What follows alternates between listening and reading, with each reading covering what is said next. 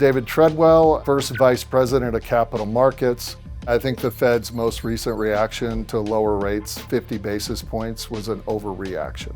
I would have liked to have seen only 25 basis points, but we got 50. Now we're just going to kind of have to live with it and see how the markets react. I play predominantly in the multifamily space, and usually when you see the treasuries go up, then you'll see spreads tighten up a little bit to keep the overall note coupon roughly the same. In this case, because of the recent rate drop, the corresponding treasury did that in advance almost. It was already baked in. They could see the rate drop coming. And the agencies really didn't move to widen spreads back out. They kind of left them where they were, and in some cases, they tightened them up and got more competitive if they needed to. They both had about 70 billion, call it round numbers, this year. Fannie had 70 billion, Freddie had 70 billion to put out, and neither one are anywhere close to it.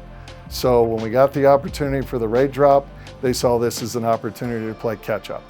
I will tell you this rate drop has lowered the cost of construction financing because the SOFR index, which is based on a floating rate, dropped 50 basis points. So suddenly it makes it more affordable to build these deals, where we've had a real lag in permits being taken down for new construction over the last 2 years. So we're gonna have a little bit of a snapback, I think, where there was too much product in the market, it was having trouble getting absorbed, and then suddenly there won't be enough. People need places to live, and apartments and single family homes are the beneficiary of that.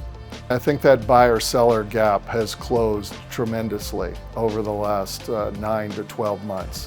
Whereas prior to that, if you were buying a deal at a 5 cap and you're paying 6.5% interest rates, that's negative leverage. Nobody wants to buy that deal.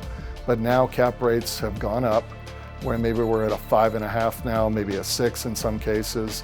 And as I mentioned, we can get high 4%, low 5% interest rates. Now it's starting to make sense where there's some of that spread between the buy and the sell. And that's what you need to get markets to transact. And so the fact that we're seeing that, that's a very positive sign. Markets should be picking up and should start seeing more and more activity.